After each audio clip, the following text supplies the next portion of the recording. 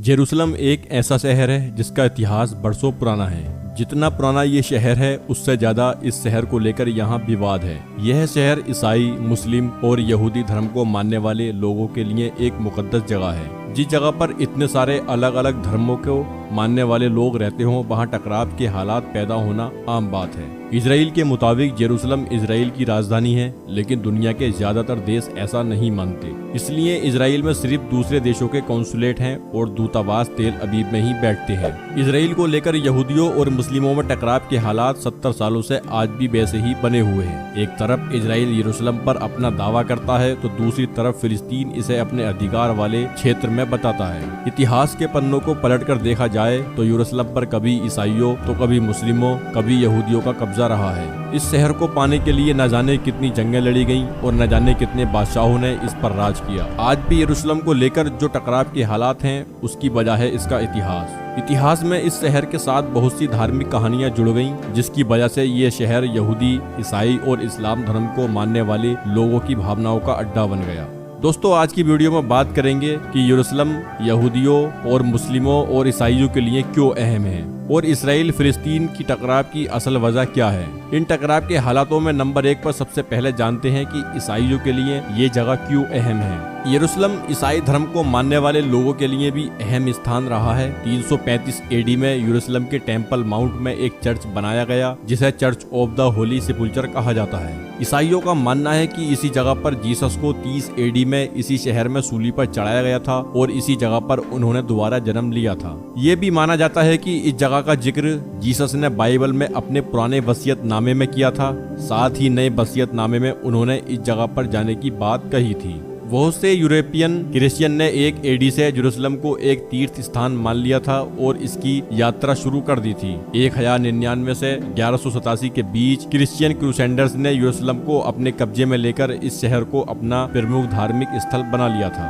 लेकिन इसके बाद मुस्लिम किंग सलाउद्दीन अय्यूबी ने भयानक जंग के बाद इस शहर को फिर से अपने कब्जे में ले लिया था। नंबर 2, मुसलमानों के लिए यह जगह क्यों अहम है। इस्लाम को मानने वाले लोगों के लिए टेम्पल माउंट उनकी तीसरी सबसे मुकद्दस जगह है। मुसलमानों के लिए यह जगह उनका पहला किबला था, जो कि बाद में बदलकर मक्का को किबला बना दिया गया। मुसलमानों का ये अकीदा है कि पैगंबर मोहम्मद साहब ने मक्का से यरूशलेम के बीच का सफर एक रात में पूरा किया था। उनका ये भी मानना है कि यरूशलेम से ही 632 एडी में उनके प्रोफिट मोहम्मद साहब ने स्वर्ग यानी जन्नत की यात्रा की थी और इसी जगह पर डोम ऑफ द रॉक को बनाया गया। ये इस्लाम की सबसे पुरानी इमारतों में से एक है। डोम ऑफ द रॉक का निर्माण खलीफा अब्दुल अल मलिक ने करवाया था। जब क्रिश्चियन क्रूसेडर्स ने यरूशलेम पर कब्जा किया तो उन्होंने इस जगह पर एक चर्च बना दिया था। 1187 में मुसलमानों ने इसे फिर से अपने कब्जे में ले लिया और इसको दोबारा बनवाया गया। डोम ऑफ द रॉक के पास ही चांदी के गुम्बद वाली मस्जिद है जिसे अल अक्सा मस्जिद कहा जाता है। मुसलमानों के लिए डोम ऑफ द रॉक और अल अक्सा मस्जिद दोनों ही मुकद्दस जगह हैं। नंबर 3, यहूदियों के लिए यह जगह क्यों अहम है, जिसकी वजह से यहूदियों ने 70 सालों से यहाँ आतंक बरपाया हुआ है। यहूदी भी इस जगह को पवित्र स्थान मानते हैं। इसी जगह पर यहूदियों के पहले और दूसरे मंदिर का निर्माण किया गया था। यहाँ पर यहूदियों के दूसरे मंदिर के चारों तरफ की एक दीवार अभी भी है जिसे वेस्टर्न वॉल कहा जाता है। इस दीवार को वेलिंग वॉल भी कहते हैं क्योंकि यहूदी इस दीवार के पास आकर प्रार्थना करते हैं और रोते हैं। इस जगह के बारे में यहूदी मानते हैं कि यहीं पर पैगंबर इब्राहिम ने अपने बेटे इशाक की कुर्बानी देने के लिए तैयारियां की थी। इसी जगह पर बहुत से पैगंबरों ने इल्म भी हासिल किया। हर साल लाखों की तादाद में यहूदी यहाँ प्रार्थना करने के लिए आते हैं। यहूदी मानते हैं कि डोम ऑफ द रॉक ही होली ऑफ द होलीज है। हालांकि आज के समय में ज्यादातर जगहों पर मुस्लिमों का कंट्रोल है, इसलिए वेस्टर्न वॉल ही सबसे नजदीक पवित्र स्थान माना जाता है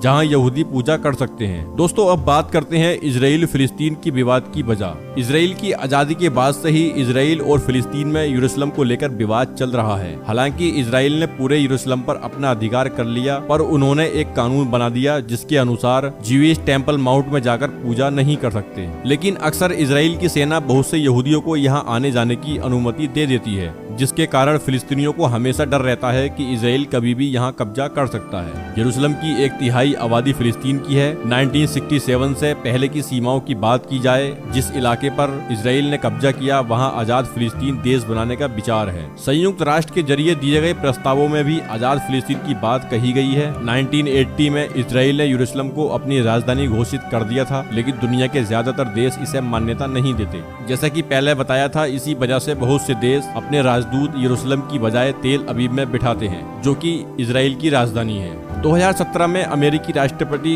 डोनाल्ड ट्रंप ने इशारा दिया था कि वो यरूशलेम को इजराइल की राजधानी मान सकते हैं। आज भी यरूशलेम के पूर्वी हिस्से को ओल्ड सिटी कहा जाता है, जो कि चारों ओर दीवारों से और दरवाजों से घिरा है। ओल्ड सिटी के चारों ओर ये दरवाजे और दीवारें ओटोमन साम्राज्य के सुल्तान सुलेमान ने बनवाए थे। पुराना शहर 4 क्वार्टर्स में बटा है, जिन्हें the Jewish quarters, the Christian quarters, the Muslim quarters और द आर्मेनियन क्वार्टर्स कहते हैं। इजराइल और फिलिस्तीन के बीच विवाद चलता रहेगा, क्योंकि यहाँ धर्म की वजह से लोगों की भावनाएं जुड़ गई हैं। इजराइल ने अपनी ताकत, एडवांस टेक्नोलॉजी और अमेरिका जैसे देशों की मदद से इस इलाके में अपना बहुत प्रभाव बढ़ा लिया है। दोस्तों, आपको यरूशलेम का इतिहास कैसा लगा कमेंट बॉक्स में जरूर बताएं, और अभी तक हमारे चैनल को सब्सक्राइब नहीं किया है तो चैनल को सब्सक्राइब जरूर कर लें। तब तक के लिए मिलते हैं अगले नए एपिसोड में।